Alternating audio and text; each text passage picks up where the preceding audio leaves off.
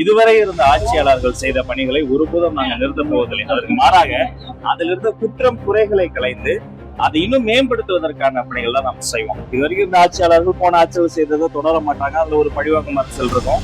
அப்படி ஒரு revenge politics எடுக்கக்கூடிய போக்கு நம்ம கிட்ட கிடையாது.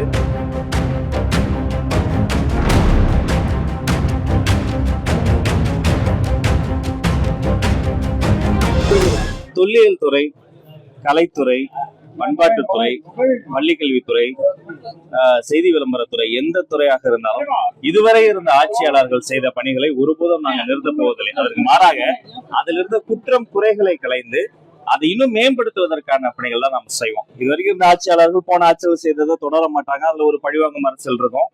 அப்படி ஒரு ரிவெஞ்ச் பாலிடிக்ஸ் எடுக்கக்கூடிய போக்கு நம்ம கிட்ட கிடையாது.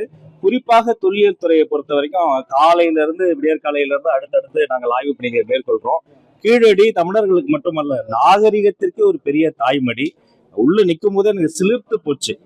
ஒரு பக்கம் கிடைக்கக்கூடிய தக்களிகள் நெசவு இருந்ததற்கான சான்று, இன்னொரு பக்கம் குட்டி கிடக்கும் அந்த கிளாஸ் பீட்ஸ் வணிகம் நடந்ததற்கான சான்று.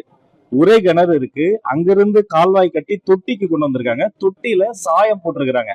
அப்ப அங்க ஒரு ஃபேக்டரி இருந்திருக்கு. சரி, சாயத்துல இருந்து வெளியேறிய தண்ணீர் அதை இன்னொரு தொட்டியில கூழாங்கற்களை நிரப்பி அதை ரீசைக்கிள் பண்ணி இன்னொரு உரை கிணறுல சுத்தப்படுத்தி விட்டுருக்காங்க. அப்ப நாகரிகம் இருந்ததற்குமான சான்று, ரீசைக்கிள் ரீயூஸ் எல்லாம் பண்ணிருக்காங்க என்பதற்கான சான்று.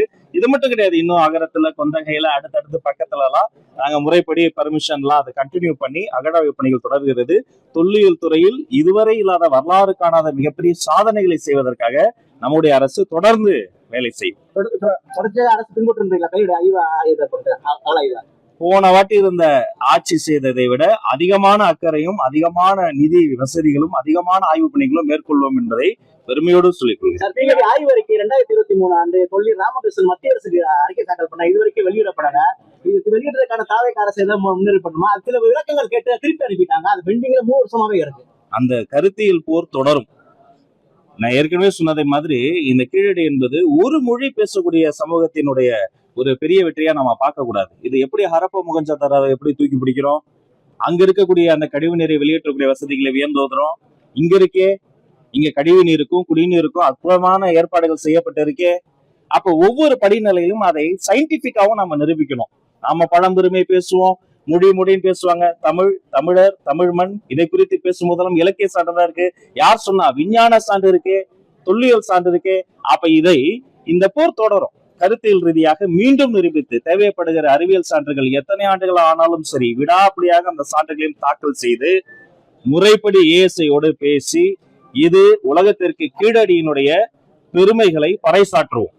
இப்ப பாத்தீங்கன்னா தனியார் பள்ளிகள்ல இன்னும் அந்த கட்டண விவரங்களை வைக்கல. நீங்க அரசு அறிக்கை விட்டுமே வைக்கல. இது எப்படி சார் பாக்குறீங்க? ஏற்கனவே இது மாதிரி குற்றச்சாட்டுகள் வந்த தனியார் பள்ளிகளுக்கெல்லாம் தொலைபேசி ஊடாக அங்க இருக்கக்கூடிய மாவட்ட கல்வி அதிகாரி மூலமாக கடுமையாக நான் பேசியிருக்கிறேன். அதே மாதிரி எய்டட் ஸ்கூல்ஸ், அரசு பள்ளிகள், தனியார் பள்ளிகள் அனைவருமே எங்களுடைய மாநிலத்தினுடைய கண்கள். இன்று கூட இந்த ஆய்வுக்கு நடுவில் ஒரு அரசு பள்ளிக்கு போய் அங்க இருக்கக்கூடிய அந்த அரசு பள்ளியில பாத்தீங்கன்னா ஹாக்கில மாநில அளவுல விளையாட்டு வீரர்கள் உருவாகி இருக்கிறாங்க. சரி, மகிழ்ச்சி. அப்ப கலைத்துறையில வரல? அங்க போய் கலையரங்கம் ஒண்ணு இருந்தது. அதை நேரத்தை பார்த்த போது அது நலிவடைந்து போயிருந்தது. அப்ப அந்த அரசு பள்ளியில இருக்கிற கலையரங்கத்தை மேம்படுத்துவதற்கான விஷயங்களுக்கான அந்த கோரிக்கை முடிவும் பெற்று அதற்கான விஷயங்களும் செய்யறோம். அப்ப இப்படியெல்லாம் நாங்க செய்கிற பொழுது அந்த தனியார் பள்ளிகள் அந்த ஃபீஸை குறைக்கதான் சொல்றோம். அரசு பள்ளிகளை பாதுகாக்க அவர்களுக்கு இன்னும் கொஞ்சம் கை கொடுக்கதான் சொல்றோம். ஒரு சிஎஸ்ஆர் ஆக்டிவிட்டியில பங்கெடுக்கதான் சொல்றோம். ஏற்கனவே பல முறையும் சொல்லி இருக்கிறோம். அதை மீண்டும் பல இடங்கள்ல அங்கொன்றும் இங்கொன்றுமாக சில இடங்கள்ல பின்பற்றுறாங்க. பரவலாக பின்பற்றுவதற்கான ஒரு சின்ன டைம் ஸ்பேஸ் நாங்க கொடுத்திருக்கிறோம். அதை பின்பற்றுங்க. நான் மீண்டும் சொல்கிறேன், இதை பின்பற்றுவதன் மூலமாக தமிழ் சமூகம் உங்களை கொண்டாடும். மத்திய அமைச்சர் ப. சிதம்பரம் ஒரு இது இருக்காரு. 9 ஆண்டுல காமராஜர் இருந்த லஞ்ச லாவணி இல்லாத இருந்து இப்ப 6 மாசத்துல தாவேக அரசு பத்திரப்பதிவுல லஞ்சம் இல்லாமல் இருக்கு, மகிழ்ச்சி தருகிறது. அப்பனா இதுக்கு முன்னாடி இருந்த அதிமுக திமுக லஞ்சம் இருக்குன்னு சொல்றாரா? இப்படி நீங்க பாக்குறீங்க? கொள்கை தலைவர் கர்ம வீரர் காமராசர் ஐயா அவரை போல ஒரு நேர்மையாளரை பார்க்கவே முடியாது. இதே தொட்டுவிடும் தூரத்தில் இருக்கிற ஒரு ஊரில் நின்று அந்த மாமனிதன் பேசினார். இன்னும் 10 இடத்துக்கு போய் பிச்சை வாங்கி யாசகம் வாங்கியாவது நான் வருவேன், நீ படிக்கிற வேலையை பாரு, நான் மதிய உணவை நான் போறேன் அப்படின்னு சொன்னார்.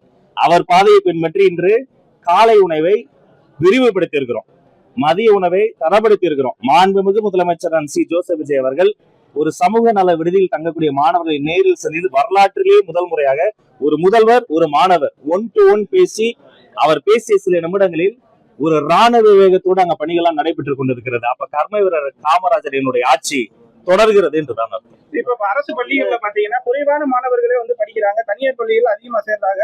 உள்கட்டமைப்பு வசதியே ரொம்ப குறைவா இருக்கு. கழிவறை வசதியா இருக்கட்டும், மற்ற வசதிகளா இருக்கட்டும், எல்லாமே குறைவா இருக்கு. என்ன காரணம் நினைக்கிறீங்க சார் நம்ம தனியார் பள்ளி போறதுக்கான? அரசு பள்ளிகளுங்க கண் போன்றது. கண்ணை தான் பார்ப்போம், கண்ணால தான் பார்ப்போம், மற்ற உறுப்புகள்லாம் உள்ள தெரியாது. ஆனா அரசு பள்ளிகள் என்பது கண் போன்றது வெளியே தெரியும். இது போல ஒரு இடத்துல என்ரோல்மெண்ட் ரேஷியோ குறைவா இருக்கின்றன.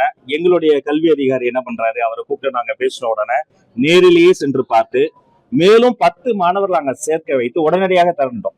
அரசு பள்ளிகள் மூடல்னு ஒரு கான்செப்டே கிடையாது. மாணவர்கள் சேரலன்னா நாங்க காத்திருப்போம், வீடு வீடாக போவோம், வீதி வீதியாக போவோம். 10 மாணவர்கள் சேர்த்த உடனே அந்த பள்ளிக்கூடத்தை திறந்துட்டோம். இதே நம்ம மதுரை இன்னொரு பள்ளிக்கூடத்துல கிட்டத்தட்ட ஒரு 17 மாணவர்கள் ஐஐடி விஐடி போன்ற இடங்களுக்கு எல்லாம் போய் அவங்க வந்து இடம் ஜெயிச்சிருக்கிறாங்க. அப்ப எந்த காரணம் கொண்டும் அரசு பள்ளிகளை மூடுவதை குறித்து நாங்கள் அனுமதிக்க மாட்டோம். மாறாக ஒரு 10 மாணவர்கள் சேர்ந்தாலும் மீண்டும் பள்ளிகளை திறப்போம், கல்வியை கொண்டாடுவோம். இது கல்வியில் சிறந்த தமிழ்நாடு என்பதை உள்கட்டமைப்பு வசதிகளை ஆமா இருக்கு. அதை எல்லாத்தையுமே மேம்படுத்தும். இப்ப நான் சொன்னேன், ஒரு கலையரங்கத்தை மேம்படுத்த போறேன், விளையாட்டு அரங்கத்தை மேம்படுத்த போறேன். எல்லாமே இப்ப இந்த நம்மளுடைய பட்ஜெட் வரப்போகிறது. எல்லாமே அது அந்த முறைப்படி அந்த அறிவிப்புகளும் இருக்கு. அது நல்ல நல்ல நன்றிங்க. நான் தெளிவுபடுத்திடுறேன். எம்இல மினிஸ்டர் ஆஃப் எக்ஸ்டர்னல் அஃபேர்ஸ்ல முறைப்படி அனுமதி வாங்கி சட்டத்துக்கு உட்பட்டு அந்த டிப்ளமேட்டிக் பாஸ்போர்ட் இருக்கக்கூடிய விண்டோ டைம் நமக்கு இல்ல, பட் பர்சனல் பாஸ்போர்ட்லயும் அந்த அமெரிக்க எம்பசி எல்லாம் போய் அந்த விசா வாங்கி மத்திய ஒன்றிய அரசிடம் முறைப்படி அனுமதி வாங்கி சட்டப்பூர்வமாக தான் நான் சென்று வந்தேன் என்பதை இதன் மூலமாக தெளிவுபடுத்திக் கொள்கிறேன். அப்படி போயிட்டு வந்த பிறகும் நீங்க அந்த லெட்டர் அனுமதி வாங்கினீங்களான்னு இப்படி கேட்கறது ஒரு வழமை. அதற்கான தெளிவான விளக்கத்தையும் கொடுத்துரும். மற்றபடி